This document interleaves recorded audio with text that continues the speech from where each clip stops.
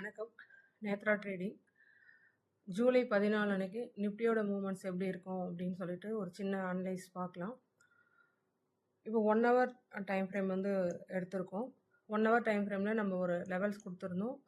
23,805 support level, 24,352 ஒரு first resistant level, second resistance level 24,780.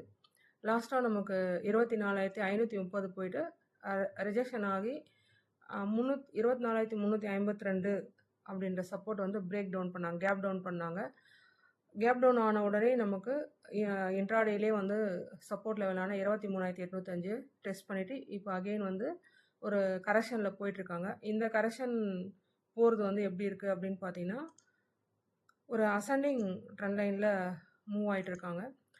அதற்கு அடுத்து இப்போது ரெசிஸ்டன்ட் பார்க்கும்போது இன்றைக்கி ரிஜெக்ஷன் ஆகி க்ளோஸ் ஆகிருக்கிற லெவல்ஸ் பார்த்தீங்கன்னா, ஜூலை 8ஆம் தேதி வந்து ஒரு 1 ஹவர் கேண்டலோட ரெசிஸ்டண்ட்டில் ப்ரைஸ் வந்து ரிஜெக்ஷன் ஆகிருக்கு.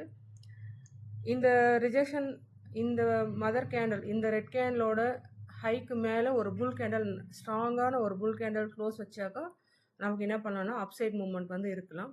ஒருவேளை இன்ட்ராடேயில் டைம் ஃப்ரேம் வந்து மாற்றிக்கலாம். பொசிஷனல் லெவல்ஸ் வந்து நம்ம பார்த்துட்டோம்.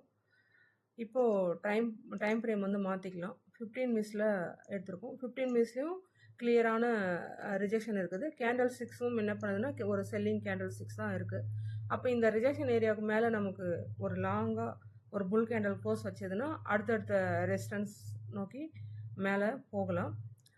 ஒருவேளை ப்ரைஸ் வந்து ரிஜெக்ஷன் நடந்து சப்போர்ட் இந்த இப்போ சின்ன டைம் ஃப்ரேம் 5 மினிட்ஸ் டைம் ஃப்ரேமும் மாற்றிருக்கோம். இன்ட்ராடே டைம் ஃப்ரேம்லேயும் நமக்கு 24,259 ஒரு ரெசிஸ்டன்ஸ் லெவல். அகெயின் லாஸ்ட்டாக ரிஜெக்ஷன் ஆகணும். இன்றைக்கி இன்ட்ராடேயில் லாஸ்ட்டாக ரிஜெக்ஷன் ஆன ஏரியாவும் 24,250 கிட்ட 24,236, அதாவது 1 ஹவர் ரெட் கேண்டலோட ஹையில் ரிஜெக்ஷன் ஆகிட்டு மறுபடியும் கீழே வந்திருக்காங்க. அப்படி கீழே வரும்போது இன்ட்ராடேயில் நமக்கு என்ன பண்ணுது அப்படின்னு பார்த்தீங்கன்னா, ஒரு இங்கே நம்ம 1 ஹவரில் ஒரு அசெண்டிங் லைன் வரைஞ்சோம் அப்படின்னா இப்போ 5 மினிட்ஸில் ஒரு அசெண்டிங் லைனுக்கு மேலே நிஃப்டி வந்து ட்ராவல் ஆகிட்டு இருக்கு. இப்போ இந்த ட்ரெண்ட் லைன் தான் நமக்கு வந்து இப்போதைக்கு சப்போர்ட் ஏரியா. இந்த சப்போர்ட் ஏரியா பிரேக் டவுன் ஆச்சு அப்படின்னா, ஒருவேளை இந்த சப்போர்ட் ஏரியா பிரேக் டவுன் ஆச்சுன்னா டவுன் சைட் மூவ் இருக்கலாம்.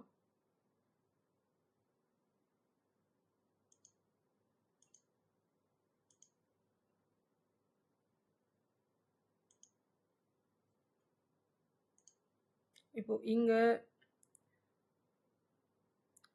இந்த ட்ரெண்ட் லைன் பிரேக் டவுன் ஆகணும். முதல்ல நமக்கு டவுன் சைட் மூவ் ஆகணும் நிஃப்டி நாளைக்கு அப்படின்னா ஃபஸ்ட்டு இந்த ட்ரெண்ட் லைன் பிரேக் ஆகணும். பிரேக் ஆகிட்டு டெஸ்ட் பண்ணணும்.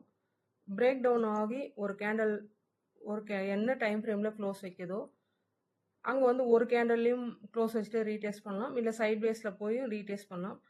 எப்படி இருந்தாலும் அந்த ஃபஸ்ட்டு க்ளோசிங் கேண்டலோட லோவை ரீடெஸ்ட் பண்ணிவிட்டு மறுபடியும் பிரேக் பண்ணும்போது என்ன பண்ணணும்னா நிஃப்டி வந்து கீழே இறங்க ஆரம்பிக்கும். அப்படி கீழே இறங்கும் போது 24,076, அதாவது நம்மளோட சப்போர்ட் அண்ட் ரெசிஸ்டன்ட் லெவல் வந்து 24,079 இருக்கும்.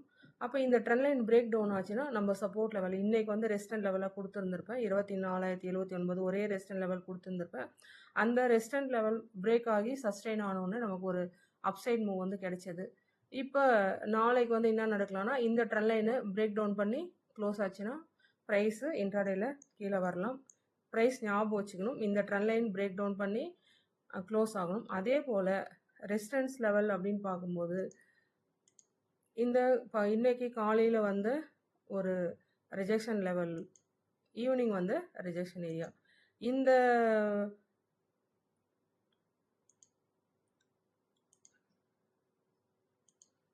இந்த ரெசிஸ்டன்ஸ் ஜோனை வந்து நிஃப்டி இது 5 மினிட்ஸ் டைம் ஃப்ரேம்லையும் 15 மினிட்ஸ் டைம் ஃப்ரேம்லையும் ட்ரேட் ஆகி க்ளோஸ் ஆகணும்.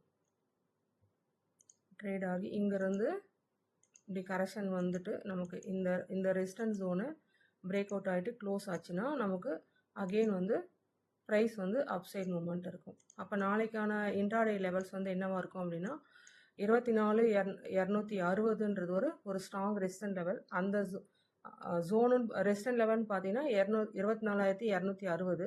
ரெசிடென்ட் ஜோனுன்னு பார்க்கும்போது 24,236 டு 260 இந்த லெவலை கிராஸ் பண்ணி